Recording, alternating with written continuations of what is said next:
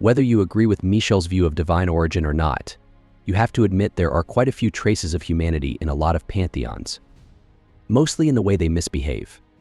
In this video, we're going to look at a few. First, we're going to look at a god named Anteros. He was one of the Erotes, winged gods of various aspects of love who formed Aphrodite's retinue. Some, like Eros and Anteros, were believed to be her children, which explained a lot, since there was some sibling rivalry there. Before we get to that, we're going to take a very brief digression into Aphrodite's part in this, aside from being Anteros' mother, since it's one more illustration of our subject today. Everyone knows the story of Aphrodite being born from sea foam stirred up when Kronos neutered his father Uranus and threw the body parts in question into the ocean, though why that happened is another story. Regardless, before Aphrodite ascended to Olympus, she met a beautiful winged young man named Neretes and developed a crush on him. What can I say? I'm obviously too pretty for my own good. Right. That aside, Aphrodite being the goddess of love, she did that a lot. Regardless, she asked him to come with her to Olympus and he refused. Annoyed, she plucked off his wings and turned him into some sort of shellfish. It's best not to annoy a goddess, a lesson Neretes learned too late. The significance of this incident where Anteros is concerned will soon be clear. Anteros, by contrast to his brother Eros, was the god of requited or mutual love. The legend is that Aphrodite gave the wings she ripped off Neretes to Anteros, which is why he has wings like a butterfly in contrast to Eros' feathered wings. He was either Eros' full or half-brother, as there was some question as to whether he was the son of Hephaestos, Aphrodite's husband, or Ares, god of war and her occasional paramour. While this is a question that obviously can never be settled, my money is on Ares. That's because Anteros, besides being the god of requited love, was also the avenger of spurned love. His arrows were of lead and his symbol was a golden club. You loved someone who didn't love you back? Cast your affections into the dirt and laughed while they did? Anteros was your guy. Anteros' dual nature was best illustrated by an incident in ancient Athens. In the city, there was a class of people called medics. These people were usually foreigners. They had permission to live in the city, but were not full citizens, and thus of lower status. One medic named Timagoras fell in love with a full citizen named Meles. When Meles heard Timagoras' declaration of love, Meles scoffed and ordered him to throw himself off a tall rock.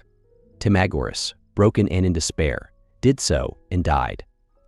Meles, when he saw what he had done, and likely under a compulsion from Anteros in his role as avenger of scorned love, threw himself off the same rock.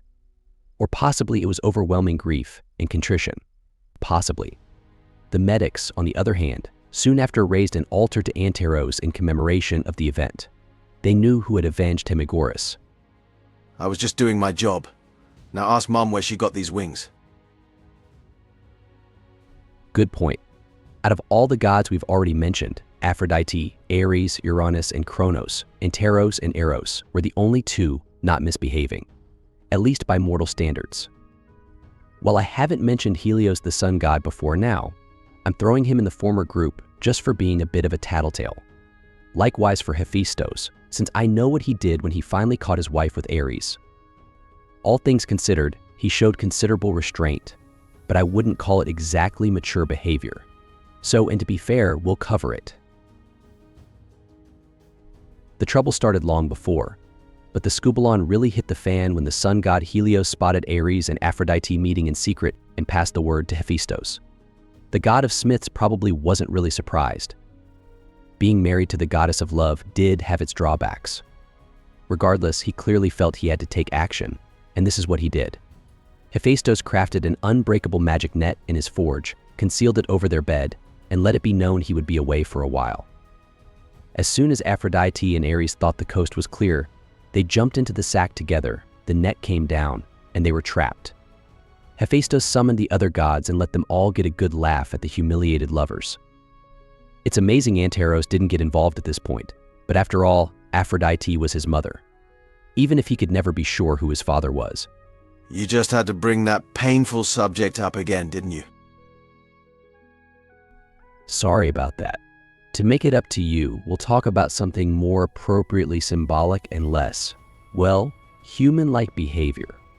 The symbiosis between you and Eros. When Eros was a child, he was lonely, so Aphrodite essentially gave Anteros to him as a companion. This was a symbiotic relationship, acknowledging that romantic love, symbolized by Eros, needed that love returned by another in order to flourish. As the god of requited love, Anteros was a natural. When Anteros was present, Eros flourished and grew. When he wasn't, Eros shrunk. Their bond was great, but, being siblings, things didn't always go smoothly. Anteros was a serious god. Eros, by contrast, would have to tone it down a bit to qualify as merely mischievous. He was far too fond of pranks and tended to work on Anteros' nerves. Still, there was love between them because that was their nature. I can't even classify this as misbehaving. I mean, siblings playing pranks? That's more inevitable than out of line. I'd even go so far as to say it's pretty recognizably human. And yet we're supposedly talking about gods. Aren't we? Oh, really? And just what are you insinuating by that, mortal? And please consider your answer very carefully. Just musing out loud. As for insinuating anything, nothing at all.